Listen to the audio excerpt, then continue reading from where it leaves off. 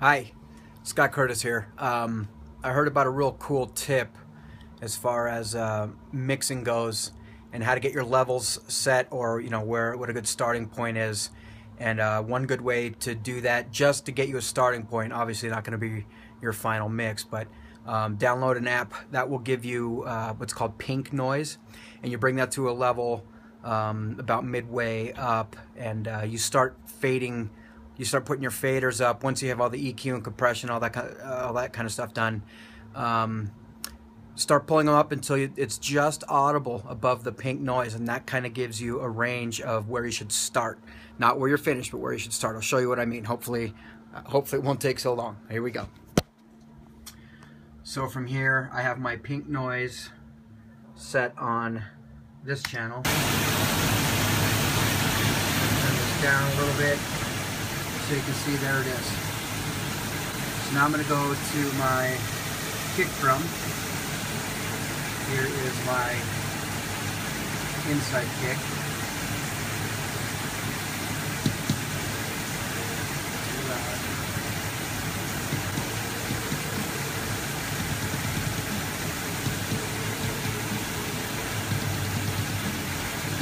Sub of the kick.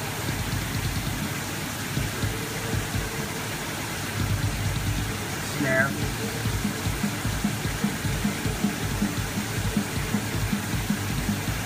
Snare bottom.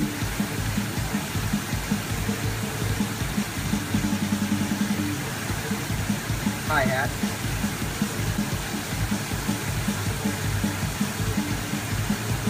Toms are going to be kind of tough until they come in, so we'll just bring those up.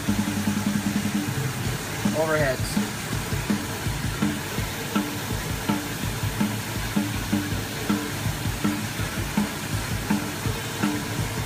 Room mic. There it is. Bass guitar.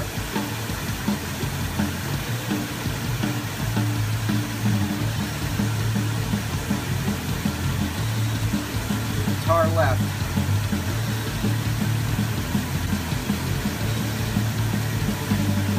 Guitar right.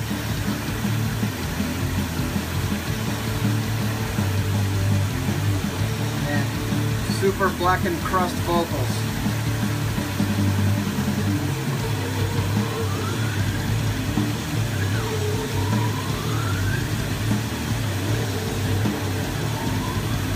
Double. Now, go back and turn the pink noise off.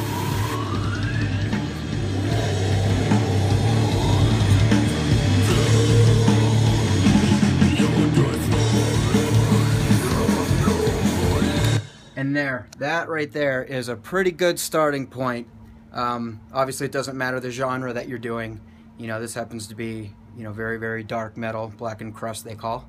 But from right there, that's when you can start making your fine-tuned adjustments from that point. So yeah, pink noise, if you're having a problem, if your ears are tired, whatever the case may be, use pink noise, get those levels just above it, and that's a great starting point for you. So Scott Curtis here with Stonehaven Studio, and I hope I was able to give you a little bit of help tonight. All right, see you soon. Bye.